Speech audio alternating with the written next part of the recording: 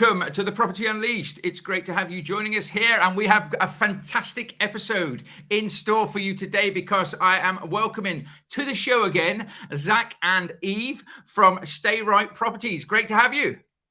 Good to be back. Good. Well, it's been a whirlwind since they were last on the podcast, and they were on the podcast on episode 184. So if you haven't listened to that, go back through the back catalogue and have a little listen, because in this episode, Zac and Eve have basically been building a serviced accommodation since the start of the year. In their first month, they got 3 deals, and then we did a podcast interview, and half an hour after that interview, they let me know that they had their 4th deals. Subsequently, since then, they've built up a whole array of deals. They've got over 15 deals and deals in the pipeline and everything, but I'm getting ahead of myself. So first and foremost, can you both just give us a little overview about yourselves, please? So my name's Eve, and I'm kind of working in our business day to day now. So that's been a really big kind of step up. So last time we spoke, I think I was still working my full-time job. Now Stay Right is my full-time job. Really enjoying that, and sort of starting to build a team, which I'm sure we'll talk more about. But living the dream now, basically, which is really exciting. Brilliant. Yeah, so obviously I'm Zac. So not working day to day, still work my evenings essentially. But I still work full time. So I'm head of business at a fitness company, Macroactive. So we have fitness trainers. So that's been my life for the last 4 years, and then obviously helping Eve on the side with the property business. Australian originally, and then moved over here because I met Eve while traveling, and we did long distance, and then now we're here. So it's been a bit of a roller coaster. Living in Cardiff, based in Cardiff, South Wales, and just moved house a week ago. So more chaos just to add to the mix. So all good, all fun. That's how we roll. Chaos 24/7 essentially. That's great. And I mean, let's just touch on that, because obviously when you started doing the SA, you both were working full time. Obviously, Zac, you're still working full time because I think you enjoy it as much as anything as well. But your main aim was to get Eve into the business, the pair of you. And did you manage to do that? Obviously you've done it now, but was it a lot quicker than you thought it was ever going to be? Definitely. Yeah. So that was, I handed in my notice beginning of February. So from March I was full time, and it was kind of, we wanted to kind of preempt that. Like, we didn't want to do it when we were so desperate. And it was like super urgent. I had quite a long notice period at my job. It was quite a big handover. So we wanted to sort of get ahead of the game with that, because we could see, we knew what our goals were. We knew we were going to keep taking on new units, and we didn't want to get to a point where I wasn't doing either job properly, because it was too much to kind of manage. I wanted to put my energy into it. So it's starting to get a bit chaotic, just things would go wrong. And obviously when you first start your business, you don't know a lot of things, and you're doing it the wrong way. Now, we're pretty systemized. Once we get something up and running, there's obviously things that come and go, but we've got teams in place. But it definitely was quicker, it definitely was. 3 a.m. nights, all of December, not even even having a birthday.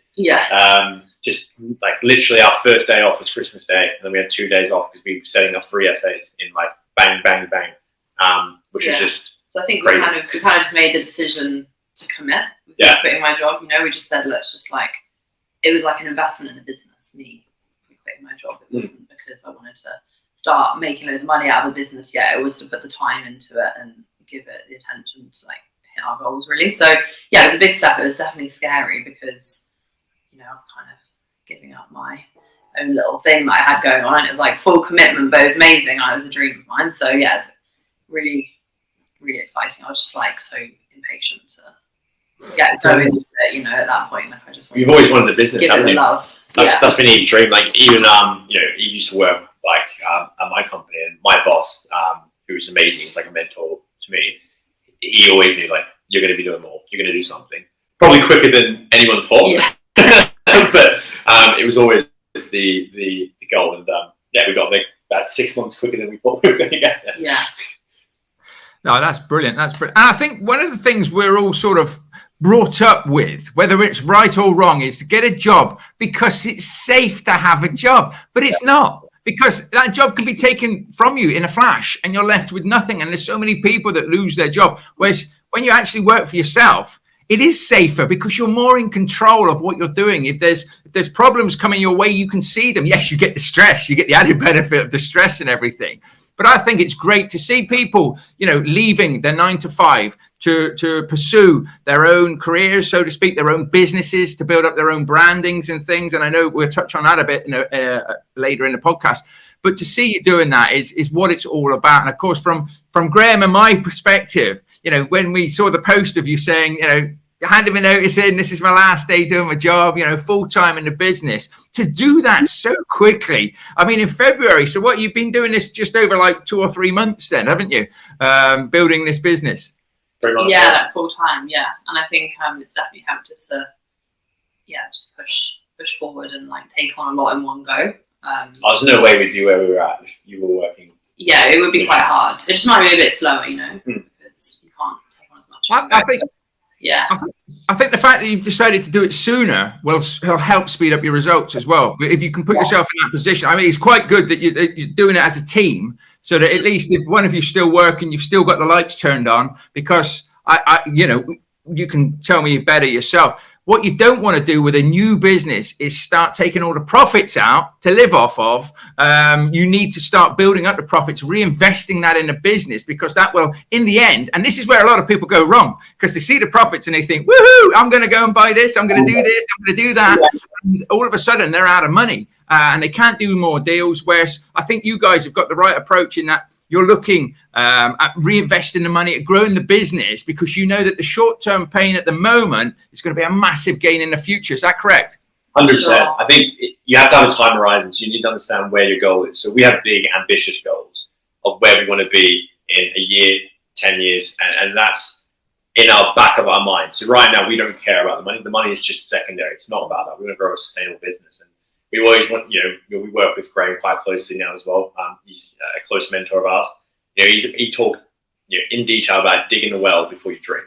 And that's why, within, the last month, we've hired a bookkeeper and kind of an admin role as well that kind of can adapt, and also a personal assistant and operational manager.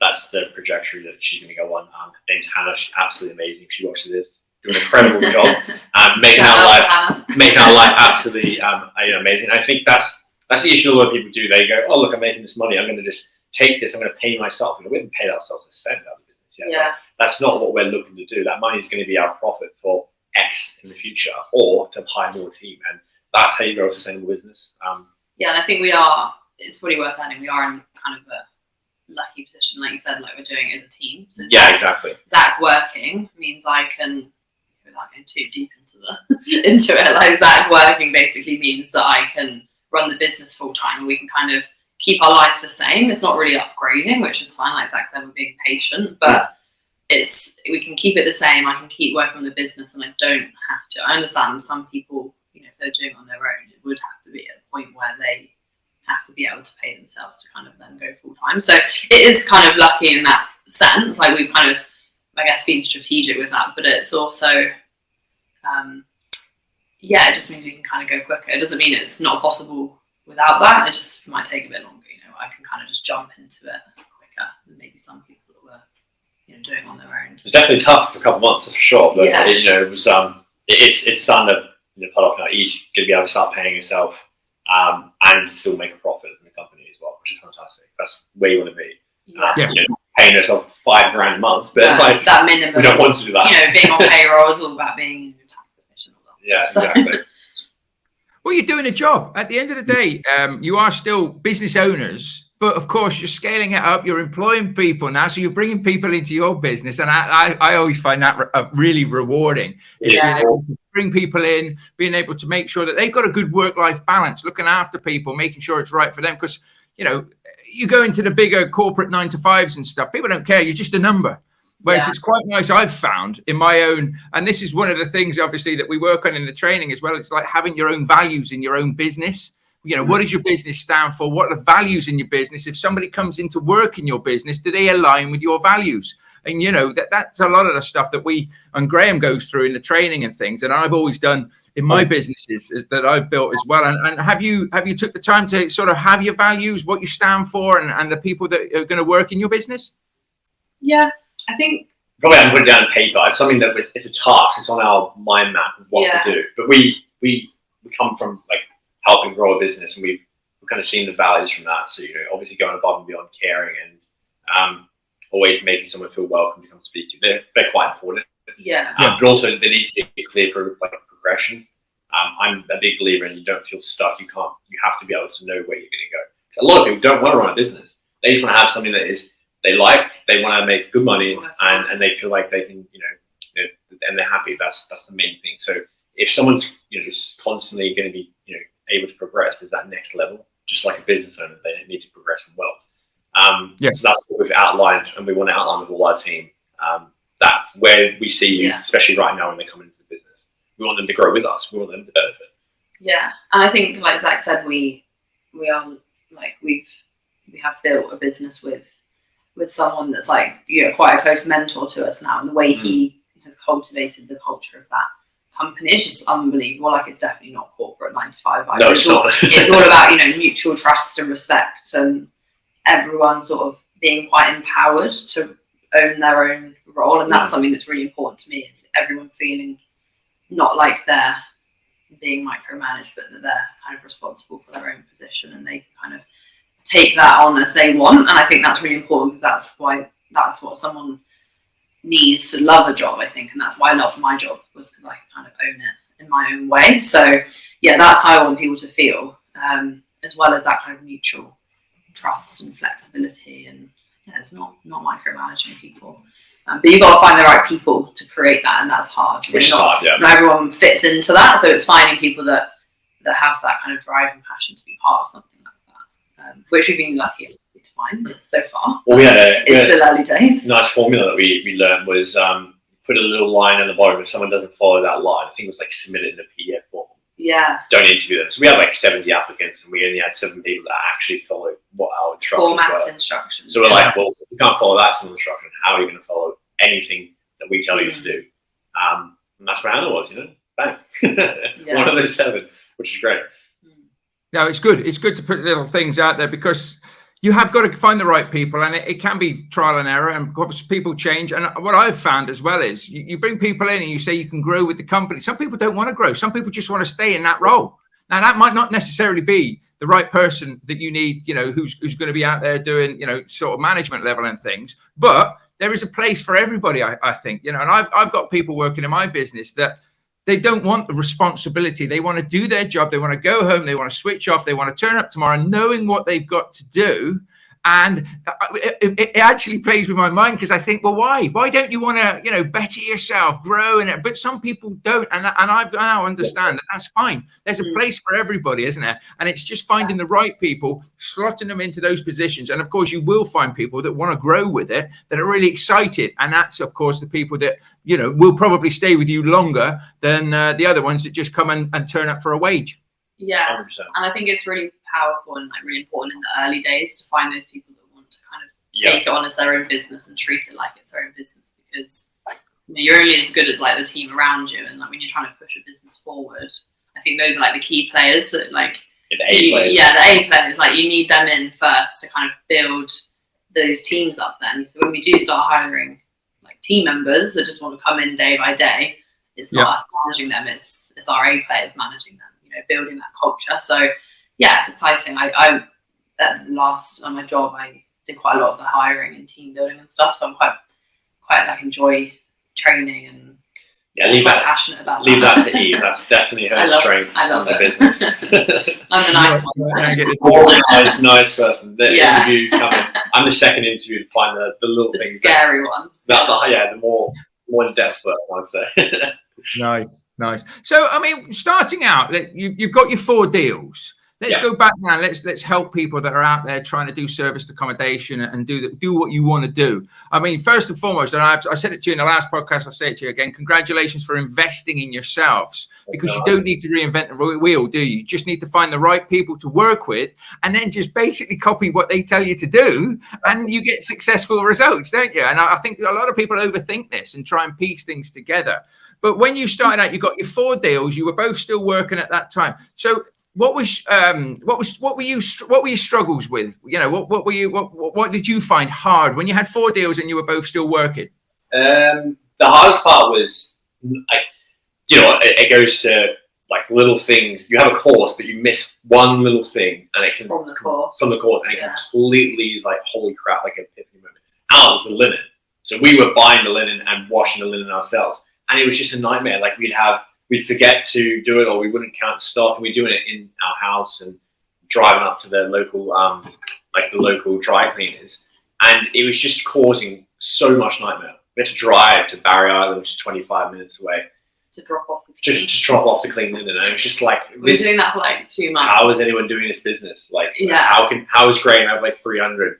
And then we looked at a video, and it was Graham talking about hiring versus buying, and it was like, how have we not watched this? Yeah, really important video on linen, and then from there, oh my god, from there we hired the stock, and we got a storage unit then. So now we have our store with all our linen stock and everything like that. So yeah, it's just like the most it's almost like quite random, like the things that were kind of problems in the early days. I also think when we were both working full time, it was like the guest comms and sort of just those urgent things that come up, and still sort of like working in the business. Like now, trying to make sure there's always someone else that can do anything like on the ground like that, so I'm not kind of running around. But back then, that wasn't the case, so it was very hands-on, and that's quite time-consuming and difficult when you're getting like guest phone calls when you're still at work and things like that. So yeah, it's a bit of like a split attention, which I was trying obviously not to do, which is again why I handed my notice. I didn't want, I respected my job and I loved it, so I didn't want that to happen as well. So that was tricky. Yeah, but I think the initial struggle was obviously just being able to get to viewings to get the rents. I mean, we're in a privileged position now that we don't really need to do viewings because we're more so on the management side now, so the strategy, the sales process is a little bit different. So that's kind of where we're focusing on, just getting those managements way easier to scale. Like I always said this to Eve, imagine right now we went to go on holiday and we have 16 rent deals, or 15, sorry, and we having to pay £1,000 rent and then all the bills. That's like a 30 grand overhead. Just that extra stress to try to get 100 properties is just not worth it. And there's so many factors that can go wrong. Whereas management, let's say we drop, touch wood, let's say we get hit by a bus tomorrow. That's my mentality always. The business could run itself, Hannah could run it, Rose could run it, and obviously it would eventually maybe decline, but the business would still work. And that's super, super important for growth when you're trying to grow a business. Yeah, and that's what we learned from the course. Like we went into that course going, rent to rent, and obviously that's great, and that's where we started. And then watching all the videos and learning everything from you guys, we basically then we learned about management. And I think the last time we spoke, that fourth deal was our first management. So we got the 3 rent to rents, and that was our first management. We were just like, that was referral. We were like, okay, like let's start thinking about this management thing. And then now, since then, that's all we've done basically. So that's been a big learning curve and like progression since last time. No one talks about that. No one talks about management on AVs. Absolutely no one. And these are the things that you see all these groups out there, and all these guys talk. And there's a person I spoke to the other day who said, I have no money, but I want to get into SA. And I said, well, invest in a course. You don't need money to start. You could find someone else's money, or you could get a management deal if you feel like you're comfortable. Everyone just thinks they need a good deal source. And people don't want a deal source. Even deal sources don't want a deal source, I find. So there's just that's why we love the course. It opened our eyes to a lot of just unknowns, which is really good. A lot of deal sourcing, just sell the dream. Find a property, sell it. It's as easy as that. It's not as easy as that. That's why I looked into deal sourcing when I first started out, and I thought no, because there's so many things that can go wrong, and you don't get paid. What's the point of putting all that time and effort? I wanted cash flow. I wanted, cash flow coming in. HMOs were the easiest thing for me. I do serviced accommodation now as well. Why not? Why? Because you can. That's what it's all about, and that's what it's all about growing. But I think that, what you've touched on there as well is, putting the time and effort in and making sure that, you're not just working on your own stuff and letting other people down is obviously very, very important to you both. I know that you're very high strung in your morals and everything, which is great to see. You're very passionate about what you're doing as well. And I know that you don't like to compromise things. So that's why you get stuck in, which is always good thing. So, I mean, your problems were you obviously managing everything. I always say at the beginning, and I know Graham does, is it's a good place to be, because it means that you're learning, you know what now needs to be done, so that if you give it to somebody else, it's not a case of, I think they're taking the mickey, I could do that in 10 minutes or whatever. You've got to give people a bit of grace when they start out, but we always think we can do things better. So how have you found, sort of handing the keys over in certain aspects to other people? How have you found it? I love it, because I just love. It's been good. Yeah, because, like you said, I've done it all myself, and that is so important. Like, I think you can't manage someone if you've not done that job. If you know, if you're sat there kind of, even cleaning, like even in the very early days, I did some changeovers, and it wasn't necessarily voluntarily doing the changeovers, but I was doing them as and when it was kind of needed in the really early days, like the first property. And it's even like the housekeepers are so important. Like, the business doesn't run without them, for example. So you just have to have respect for the job that everyone's doing and how long things take. And handing things over is, because we've got such big goals, I've wanted to do that because I can see the bigger picture. I think it's very easy with a small business to feel like you have to do everything yourself, and there's no one else that can do what you do, because you're the only one that's done it. But it's important not to have that mindset, because otherwise you wouldn't grow, right? You just be kind of control freak, like holding on to all these like small jobs. So I think because we didn't rush to bring people in, we've done it when we needed them. I think it's important, we're not in a place where we would overhire yet, but people can overhire. It's like easily done. So I think it's just like taking it slow, and like by the time they came in, I was like, yes, please take this job off of me. Like, I really need this time back, right? So it was like a relief. It's all about working on high level things. So, for example, like, not to say that what the things that have been done are important, they're absolutely imperative, but as directors, as business owners, you have to do the high level things that no one else can do, and that is sales, that's marketing, that's growing the business, pushing that forward.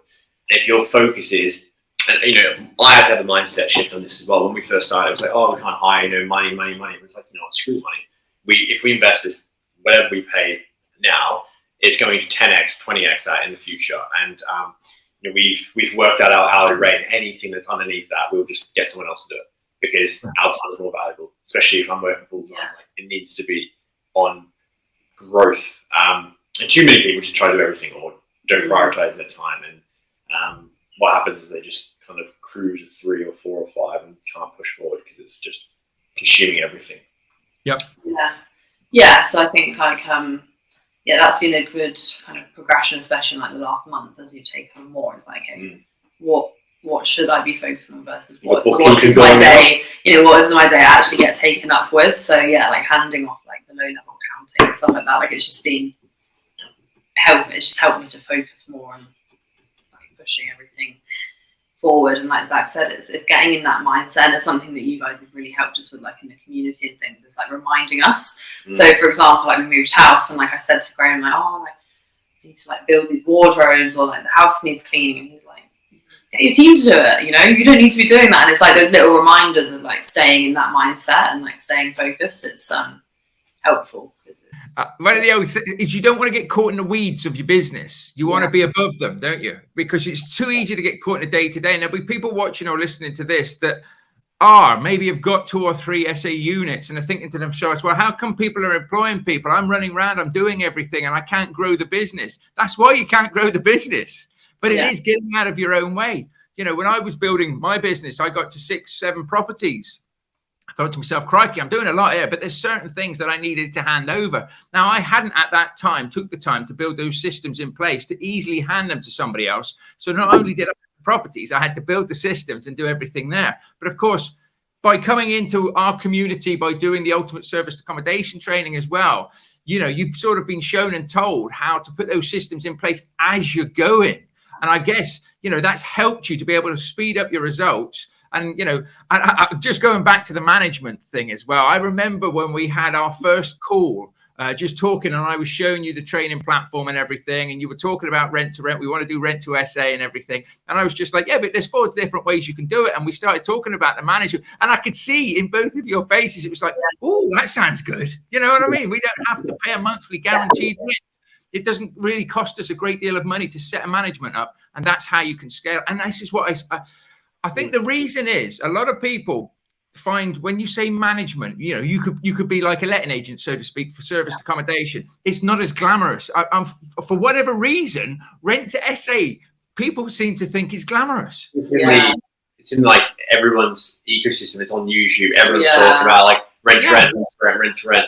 And people don't like. We were lucky to have like the ability to do 3 properties, but setting up one property, you're going to spend like $3 to $4 grand, minimum. And not a lot of people have that, especially if they're trying to sell off and rent to rent. So you're right, yeah. You did it. You blew our mind. We came up that call like what's a JV? Yeah. Like, joint venture management, taking a commission. What? Yeah. Yeah. You just don't know what you don't know.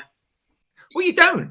That's why you surround yourself with the right people. And as I say, that's the reason you're back on the podcast, is because it's people like yourselves that I love, because you're like me. You remind me of me, Graham, and other people, Michael, all of these guys and girls that are in the course as well, that grab it by the horns and say, listen, we're going to make this happen. We're not going to, get caught up in spending all the profits. We're going to reinvest it. We know for a fact we've got, a 5 to 10 year plan of where we want to be sat, what we want to be doing in that time. And all you're doing is executing on a day-to-day basis. You're following the processes, you're following the systems, you're following the training, you're following the coaching and the advice.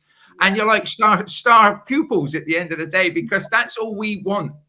That's all I've ever done. And that's all Graham's ever done as well, is learn from people that have already done it and just do what they've done. Get out of your own way a lot of the time, isn't it?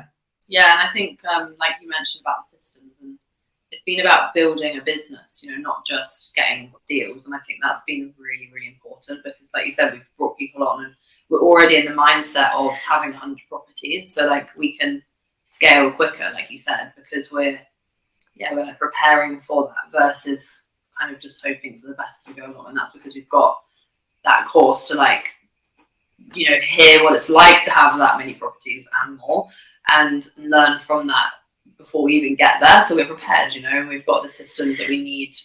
And it's just like streamlined it a lot. It's 100%. Really good. I think it's the systems in place. Like, we have, like I said, we have big goals. We're going to be multi-millionaires, in our own right. And we know this isn't going to make us that, but it's the cash cow. It's always generating money, where we will eventually not have to be actually day-to-day involvement in there.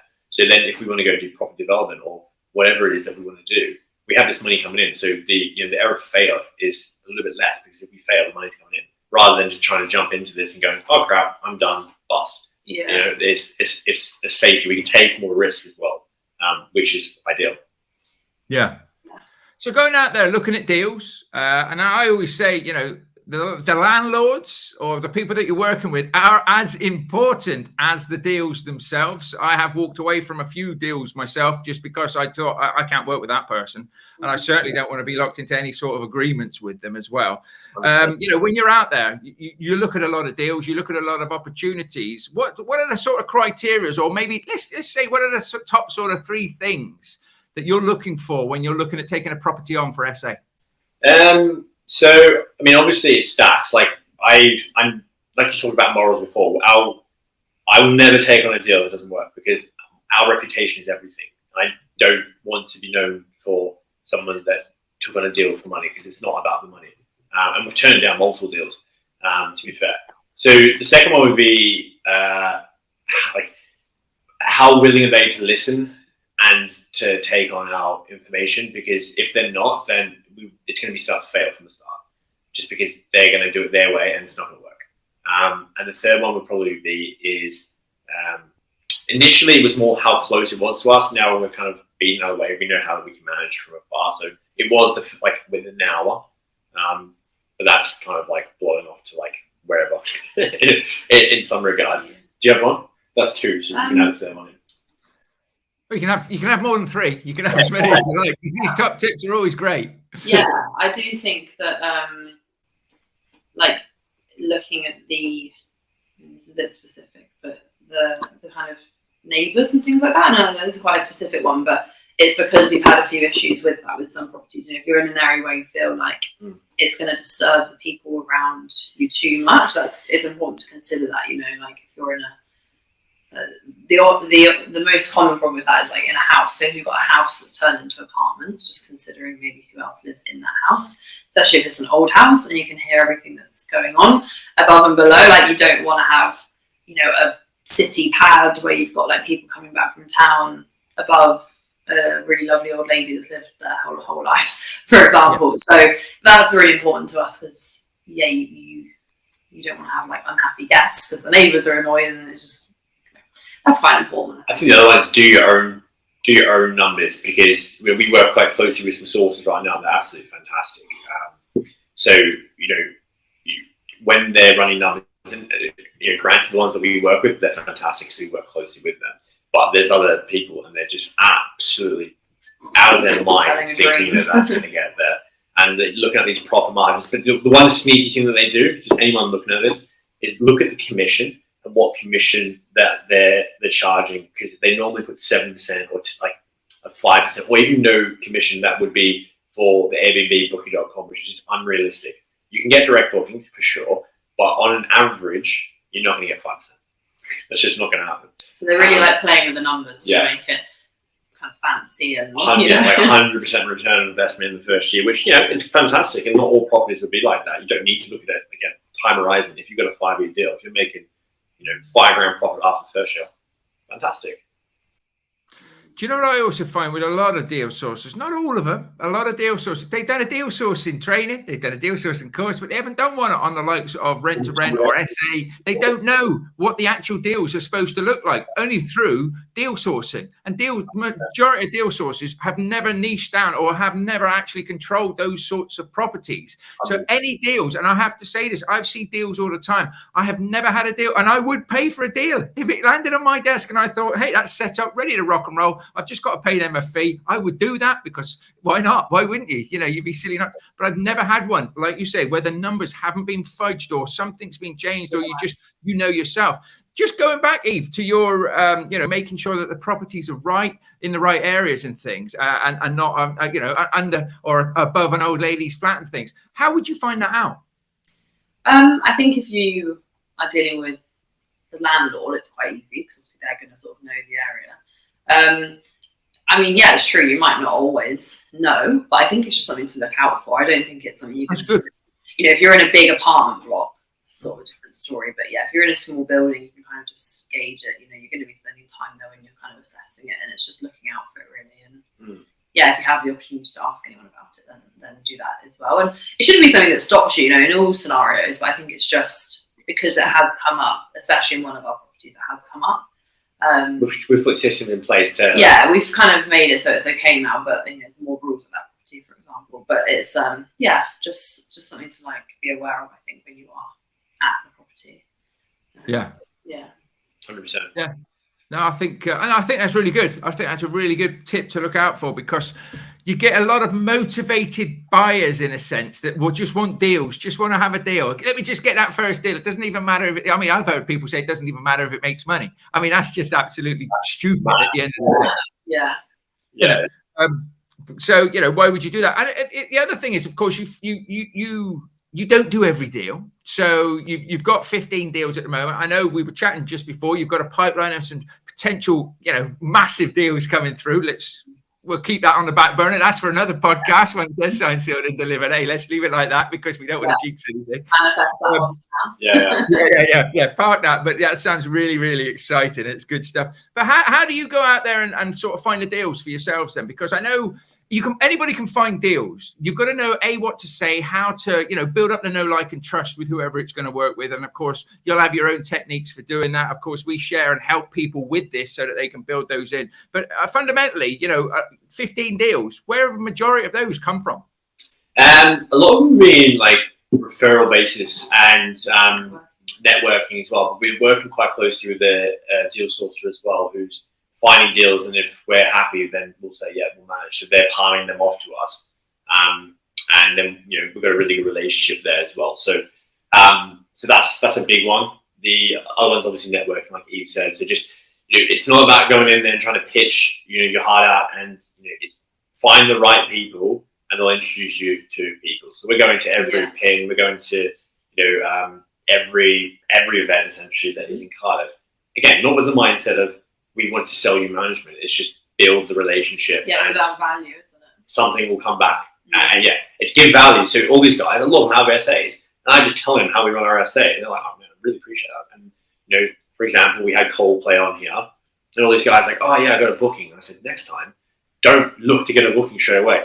If everyone got booked and someone was looking for a 2-week over this period, well, then they're going to be able to see yourself as an example. So just remove the fear, charge 600 a night. You probably get booked at 600 a night, potentially. Yeah. But, you know, just see what you can do. So just give value back. Yes, I think, it's a lot of kind of what we call like slow burners, right? People that we've kind of got to know. And to be honest, like a lot of people that we're good friends with now, you know, it feels really good to walk into a networking event and say hi to most people in the room and catch up and really like have those relationships with people. I mean, you know, we've got people now that, you know, when we moved house, like they were coming over and just helping us and giving us advice. And, you know, it is more than, like Zac said, you're not trying to sell. And that has to kind of come naturally. Like you want to build those relationships and just give value, and the deals come afterwards. And like Zac said, you know, now we have people say to us, well, if I do an SA, obviously I'm going to give it to you. Like that's how they're talking, because it's just like you've built such good friendships, right? And it goes both ways. It's crazy. So. It's even blossomed to like having people there that are looking for rent to SA. I was like, I'm not a deal source, but I'll keep an eye on sourcing deals. If I feel like this is, because he wants us to manage it. So if I find there's a no-brainer to get you in there, let's do it. And we just found one. I came through our deal source, and I was like £800 rent for a 2-bedroom in Cardiff. I was like, this is an absolute no-brainer. Like 800 quid. I was like, oh my god, in the city centre. I was like, go it, and he's done it, and that's awesome. You know, that's really that's like someone rewarding. we've seen like multiple times a month. Yeah, exactly. For months, and like we're, you know, you consider him a friend. He's our plumber as well. Yeah, yeah. So Nice. the more I think a lot of people think you've got to kind of like keep back your best stuff, you know. But I think it's actually the opposite. Like the more you give out, the more you receive, and people can feel that like energy from you, and you just want to help them, and they will then like you more, respect you more, and want to help you back in return, even if it's not their own deal, but it's like a referral, you know. It's being top of mind for people is really like valuable, and that's something that you know, in the community, in the course, like in the early days, I remember like Graham in the videos is like, networking is number one. I'm thinking, really? Because like, I've been to a few networking events, and like, I haven't got any deals yet, you know. And then later down the line, like sticking with it, you're like, oh, okay, you can really see it paying off when it is about relationships. So. What Alex Mozy says, which I love, and I know Eve loves, I know Graham loves as well, is like you treat the person, when you're networking, you treat them like they're already a customer. You give them so much value, you literally tell them everything, that they feel indebted. So it's a reciprocal rule. They actually feel like they owe something back to you. Not like a lot of people hold. There's just a lot of people wouldn't say what I just said there. Like, oh, this is what we do with like events. It's like whatever. Just give it out, and if someone takes value from that, happy days. If I just made someone an extra £300 a night, awesome. They can go buy me a beer or a dinner. You know. That's it. I mean, that's all I've ever done, because I am a massive believer. What goes around comes around in life, and if you can help somebody and they go off and they do something good, that's great. Because I tell you what, with the good karma that you've just put out there, and it's so refreshing to hear, because a lot of people think, no, I've got to hold my cards close to my chest, and it's not. Actually, you will expand and you will grow more by getting out there, helping others, because you're sowing that seed. And a lot of the times, what you offer service-wise, if it fits and they don't want to do it, who are they going to come to? The people that they've already got built up trust with. Why? Because they've helped them for nothing. You haven't said, I'll help you, but it's going to cost you this, or, you know, anything, or tried to sell to them. And this is what I try and get through to, you know, like new students as well, is don't go and sell to people. Go and talk to people. Go and build up, you know, the know, like, and trust. I say it all the time, but it really is building up relationships, and not everybody will want to work with you. That's why you've got to talk to different people as well. You can't just keep talking to the same people, but you've just got to get in there, and you just got to see what they're up to, what they're doing, and who's a fit. Because if somebody's not even interested in your service, but you think, well, they've got properties and I know it would work for us, but it's not going to work. It's never going to work for them. Why? Because they're in their own way or whatever. Then it's just a matter of saying, well, I tell you what, our service might not suit you, but if you go and try this, you might get better results yourself. Then you, as you say, a couple of months down the line, they're like, well, hang on a minute. I have tried that and it's done all right. But I'd also like to give you guys a go as well, because I really liked what you were saying. And that's what you're doing. And that is so, so important. That's why in the next sort of 6 months, you're going to easily sort of, I would have said, double what you've currently got now. The goal's 50, but We'll 30 maybe you're right. Yeah, I think it's such a good point. And I think also in the early days, like if I started talking to someone and they, were talking about a different strategy and they weren't interested in SA straight away, I'd be like, maybe I'm not talking to the right person. Whereas now you just realise like you can give and receive value from everyone you meet, and sometimes you have a chat with someone for 20 minutes and then they'll go, I am thinking of X, Y, Z, and then like it just pops up, or I do know someone, and it might not be them. Cards on the chat. But it might not be them. It might be someone they know, and that's powerful as well as like those referrals and just building. For example, we've got someone it was a referral from one of our clients who went to view his kind of block of 3 apartments. He, we again like gave him lots of value in terms of like he was still setting them up, renovating them, so we were kind of helping him out with that. He has actually decided to give it to some family members to live in. So like that's now not an SA, but he owns an accounting company and he has a lot of investors that buy in the area and want to do SA. So he's now like, do you want to have this property? Do you want to have this property? And we've not actually done any deals with him directly, but because we built a relationship and we helped him anyway, and there's no pressure on that, we weren't trying to sell, he now wants to kind of give that back. Like you said, it's like putting that good karma out there. And then the deals you want direct with landlord as much as possible. If your whole portfolio is just rent to rent, there's more margin to error because there's more outgoings. Whereas a landlord, there's that rent is going straight to their pockets. It's blowing their mind about how much money they can make. Yeah, definitely. So, what is your target for this year? When you hit when we hit New Year's, how many properties? What do you want to be? I mean, it might not even be about properties. You might say, well, we've got quite a few at the moment. We need to make sure we systemize this. What is the next 6 months now? Well, in January 1st this year, we said 70, and then we was 70, and that was a bit ridiculous. Then we dropped it to 50. Yeah, and that's realistic. So I think you can have a big goal. It's a stretch goal.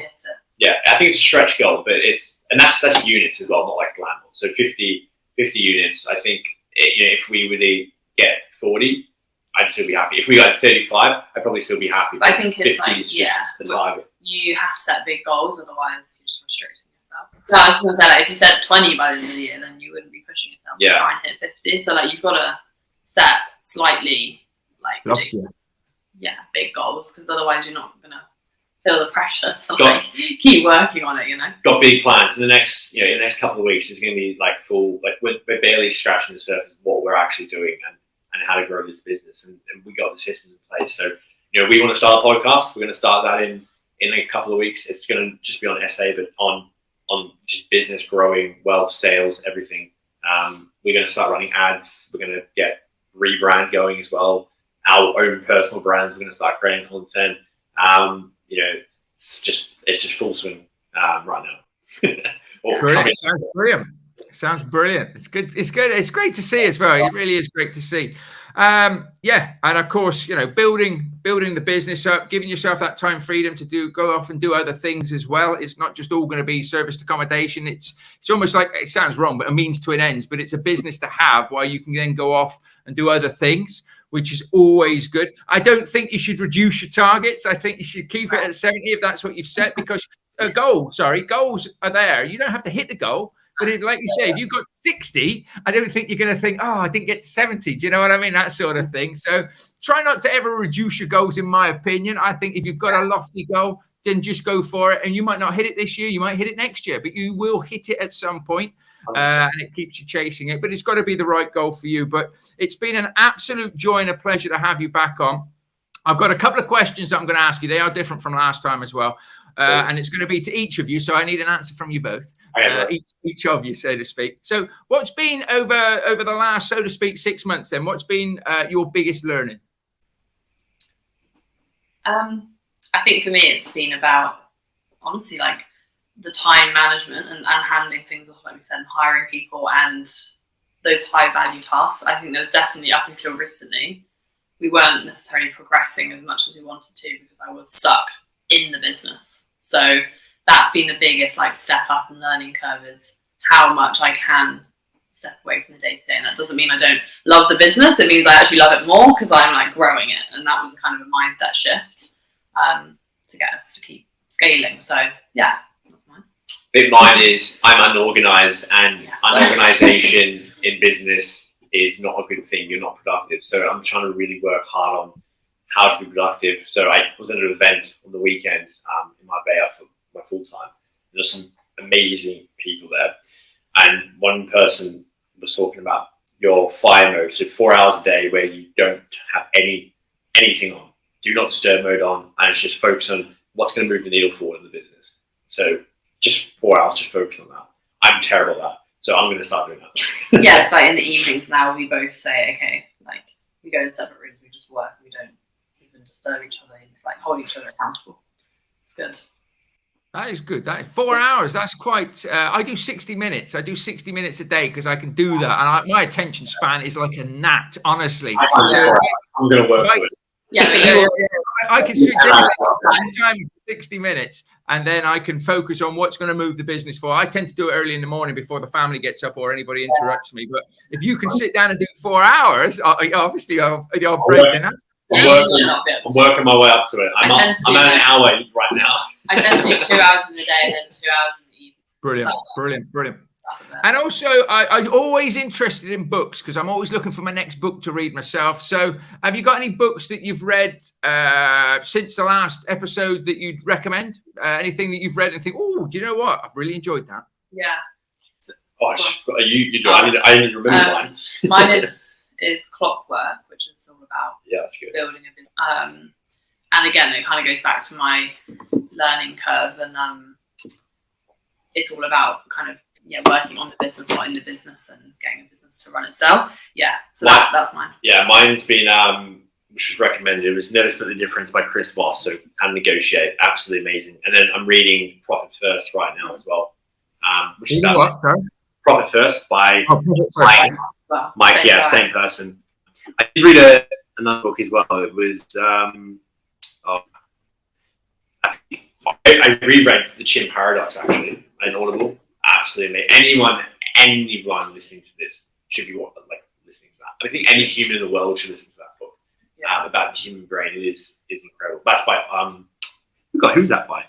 It's by Steve Peters, and he's also did a really good podcast with the Diary CEO on that one. It was fantastic as well. We've kind of set ourselves a new goal of each week we're gonna tell each other what we're learning about that week in terms of development and what book we're going to listen to and what we're going to be learning about. So for me at the minute it's the marketing side stuff and then reporting back to each other once a week. So it's just going to make us do more of that. So I think that's important as well.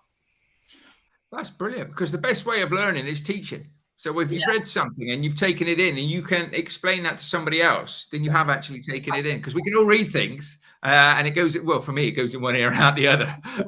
But no, they're brilliant books as well. Clockwork, I have heard of that. Obviously, I know the author, but the Chimp Paradox is a game changer. When I read the Chimp Paradox, because Mr. Road Rage here, all the time, everything going at 100 miles an hour, bloody get out of the way and all of this and all of that. All of a sudden, I just thought, that's my chimp now. I need to shut him up. Reading that has made me so much calmer, because I understand and recognize it now. So much so that the wife read it. We then bought the child's version. Well, my kids have read the child's version that he brought out as well.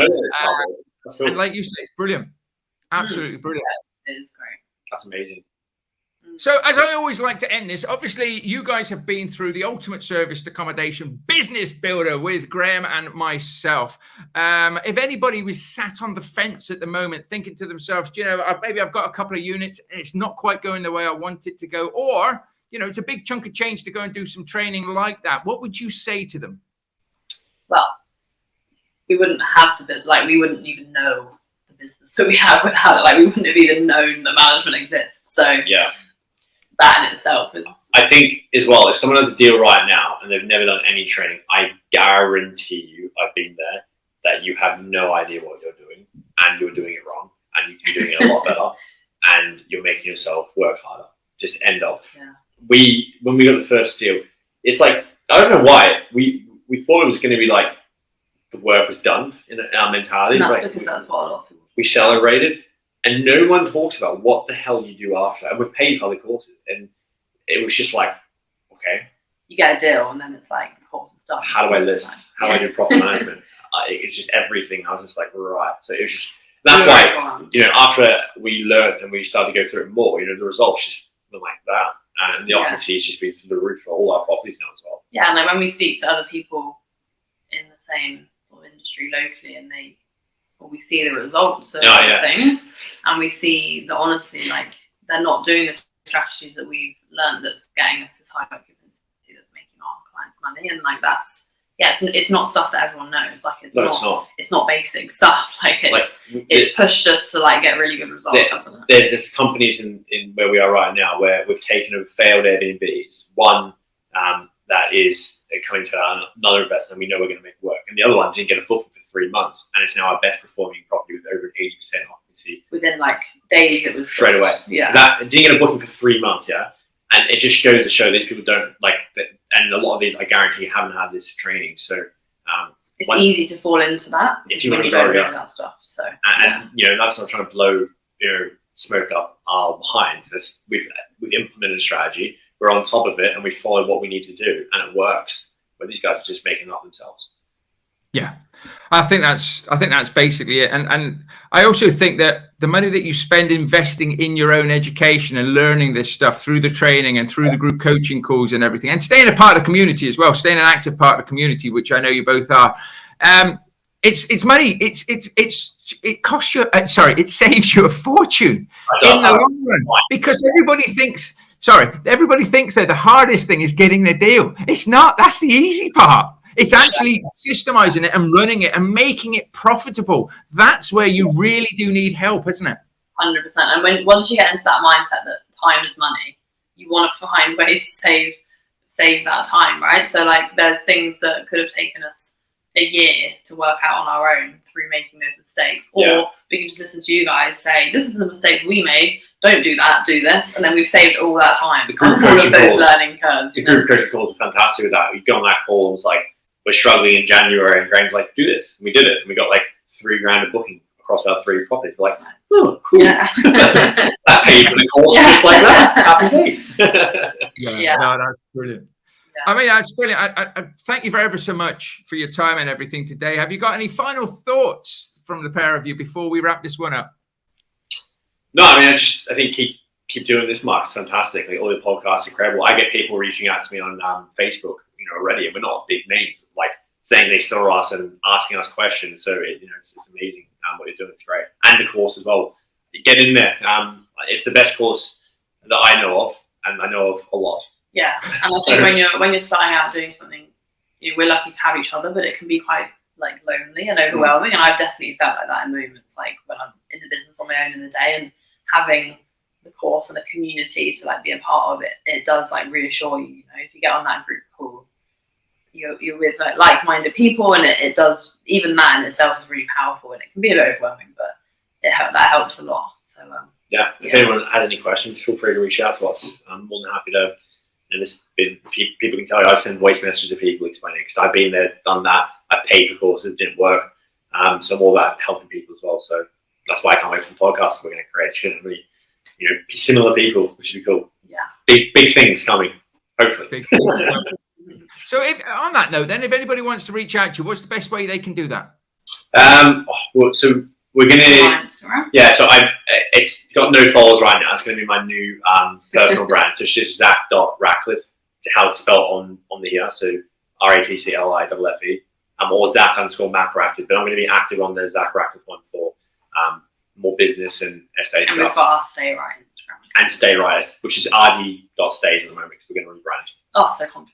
Lots going on. This is why we're paid for a branding person. We're going to get a social media manager, ads. Like, it's just the whole works are happening in the next couple of weeks, which is exciting. Tiring, but exciting. Brilliant, absolutely brilliant. Well, once again, as I say, thank you very much. So if you want to reach out to Zac or Eve or anybody like that, you can do. I called it Stay Right Properties. It's not, it's Stay Right. So Mark, just stop adding words to people's titles. So apologies for that. But I get a property on the mind, at the end of the day. But no, it's been great to see you. I'd love to get you on again in 6 months' time, and let's see how close to the target we've got. Because I know as well, because people reach out to me and comment on, you know, your episodes and things, how people getting on, which is why it's been great to be able to get you back on. And of course, you know, you start a podcast up, you need a guest. I'll willingly come on there and share whatever you want me to share with you. 100%. We'll be quizzing you instead. Look forward to it. I'll wait to hear your story, Mark. Again. Hear more of your journey. That'd be good. Yeah, no worries. Well, as I say, great to have you. You take care. I know you're going to go out there and smash it, because that's what you're currently doing, and you're not going to stop, which is great. It is such a great feeling as well to be a part of that in a small way. I know Graham is more, because he's the serviced accommodation provider, so to speak, and trainer. But it is great from my perspective to be able to sit back, watch people being successful, getting out of their corporate jobs, you know, building these businesses, building sustainable, profitable, good property businesses, helping others out there. So, you know, all the best for the next 6 months. And I look forward to seeing you guys again very, very soon. Thanks, Mark. Thank you. No problem.